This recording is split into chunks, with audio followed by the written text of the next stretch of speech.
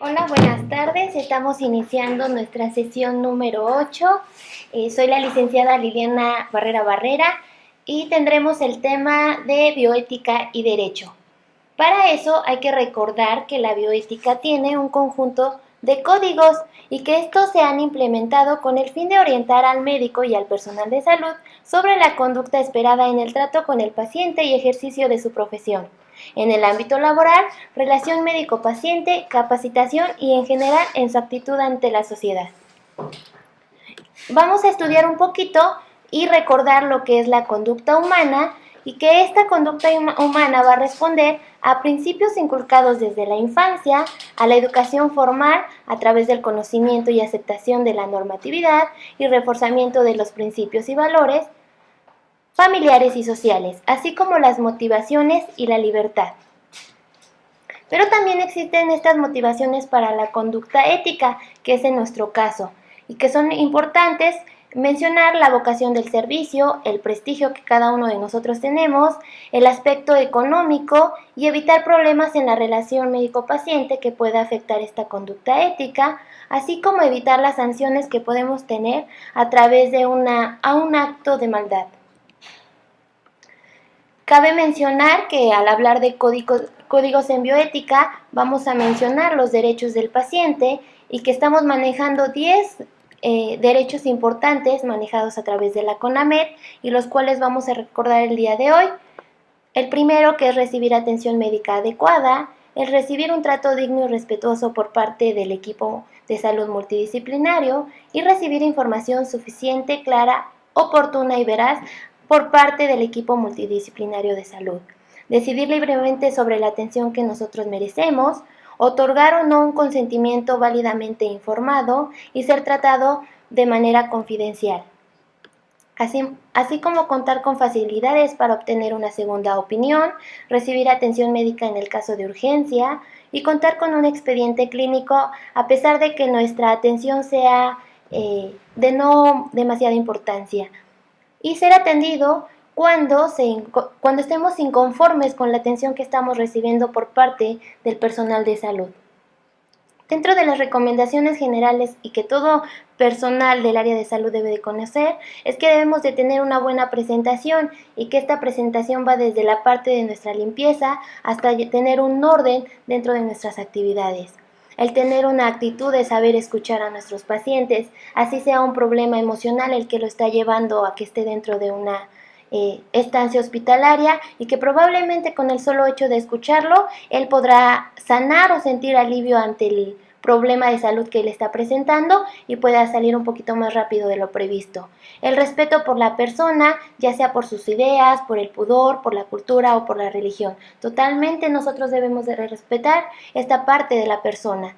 La conducta apropiada como médico y como persona, el evitar vicios. Llega el momento que ya al hacer rutina nuestras actividades como médico, como enfermera o como enfermero, hacemos esa rutina la cual nos hace tratar a nuestros pacientes de manera igualitaria. Hay que recordar que cada uno de nuestros pacientes es único y irrepetible y que por lo tanto cada uno de nuestros pacientes requiere una atención diferente y especializada. Así como tener en todo momento un espíritu de superación, de estar actualizados constantemente y recordar que somos educadores sociales. Educadores sociales porque de nosotros es una base importante la atención y la educación que damos. Si damos educación en salud, no vamos a tener problemas en salud pública o los vamos a tratar de disminuir y esto nos va a disminuir hasta determinado punto la actividad laboral que tenemos en el ámbito hospitalario, primero, segundo y hasta en tercer nivel. Y entonces pasaremos a hablar de lo que es el consentimiento informado, que es un documento médico legal en el cual también podemos estar involucrados y que este nos puede dar beneficios o perjudicar en determinado momento al haber un problema en los pacientes. Y la definición de un consentimiento informado, pues es es un proceso mediante el cual un sujeto, en este caso nuestro paciente, va a confirmar voluntariamente su deseo de participar en un estudio particular, después de haber sido informado sobre todos los aspectos que le sean relevantes para que tome la decisión de participar. El consentimiento informado se documenta por medio de una CI y va a ser escrito, firmado y fechado. Para esto, el consentimiento informado es una de las reglas éticas fundamentales que modelan la responsabilidad médica que se deriva de la aplicación armónica de los principios de la dignidad, del respeto por la autonomía, la confianza de las personas y de la misma persona en las reglas de veracidad y confidencialidad. Si recuerdan nuestra sesión anterior, hablamos un poquito de lo que eran los principios de la bioética. Es aquí donde el consentimiento informado también se maneja. Y si nos vamos un poquito a los antecedentes y a la historia, podemos decir que el consentimiento informado se ha manejado desde los años 60 y era una ley local la que regulaba la actividad médica y que nos obligaba a respetar la voluntad del paciente en cuanto sea negativa o tratase de internarse, salvo en los casos de inconsciencia, alineación mental, lesiones graves o por causa de accidentes, tentativas de suicidio o delito. Si se dan cuenta, realmente no ha sido bastante el cambio con respecto al manejo del consentimiento informado. Obviamente manejamos un reglamento o un protocolo en el caso del manejo del consentimiento informado, pero que realmente tiene un valor importante dentro del ámbito médico-legal. Dentro del por qué el justificar el uso de nuestro consentimiento informado, pues se utiliza como fórmula para solicitar el permiso a personas expuestas a actos médicos, respetando la dignidad individual. Se apoya en valores asociados a la libertad de los individuos y se reconoce que cada uno es el mejor juez para decidir sobre uno mismo. Aún así, se prefiere que pueda elegir libremente a elegir los criterios de otro. Recuerden que un consentimiento informado, siempre y cuando la paciente se encuentre consciente y en sus 5 esferas, podemos decir que totalmente él está apto para decidir y poder autorizar que se le realice algún acto médico, y si no, pues entra la parte de el familiar directo. Dentro de las cualidades que debe de manejar toda persona para poder autorizar o firmar su consentimiento informado, de esas características, una de las principales es la intención y la libertad de decidir, así como el discernimiento, que consiste en la madurez intelectual necesaria para razonar, comprender y valorar el acto y sus consecuencias. Es la aptitud para distinguir lo que le conviene y lo que no le conviene, pero es aquí donde podemos hablar un poquito de derechos y de leyes, y que solamente quienes tienen la responsabilidad de poder comprender y elegir lo correcto para su persona, pues tienen que ser mayores de 14 años. Aquí en México lo estamos manejando, pues recordando los mayores de 18 años y que estén sin ningún problema mental.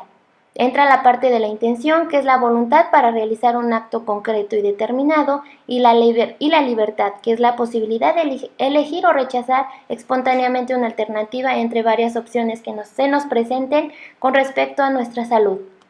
También, otra característica que debe tener la persona que va a firmar un consentimiento es la competencia, que es la capacidad del paciente para comprender la situación a la que se enfrenta, los valores que están en juego y los cursos de acción posibles con las consecuencias previsibles de cada uno de ellos. Pero también el que sepa tomar y expresar, así como defender una decisión que sea coherente con su propia escala de valores. Toda persona que es competente en poder elegir una decisión, en todo momento va a tener o va a fundamentar esa decisión a través de los valores que ha tenido inculcados desde su infancia y hasta el momento del problema o padecimiento. Y otra de las características, y la última, es la capacidad. En el consentimiento informado es un acto lícito no negocial. Esto significa que al no construir un acto jurídico no está sujeto a las reglas generales de capacidad previstas por el ordenamiento jurídico, en esencial en el Código Civil que manejamos. es conveniente distinguir la capacidad, que es la facultad de realizar actos jurídicos, la autonomía, que es la capacidad de realizar actos con conocimiento de causa y sin coacción, y la competencia, como la facultad de expresar una decisión en el consentimiento informado. Y en el caso del consentimiento informado, pues sabemos que es un documento que está involucrado en lo que es el expediente clínico y es un requisito importante que debe contener el expediente clínico. Pero hay excepciones en las cuales se omite o se anula el consentimiento informado de primera instancia, y dentro de estas excepciones, la primera sería en el caso de urgencia o en una situación de urgencia.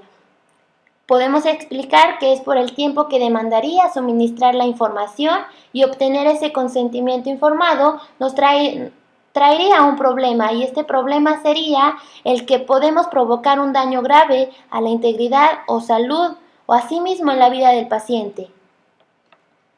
Otra podría ser cuando al paciente se le ha otorgado el consentimiento informado para una práctica quirúrgica y en el transcurso de la misma es necesario realizar una práctica distinta a la consentida para evitar un problema mayor en su salud. Nosotros, o en el caso del área de salud y siendo enfermeros, pues el médico tendrá que actuar sin tener ese consentimiento informado. Posteriormente se les tendrá que explicar y comentar la situación e informar a los familiares y al paciente el por qué se tuvo que actuar de esa manera, recordando que nosotros actuamos siempre con la finalidad de salvaguardar la vida de los pacientes.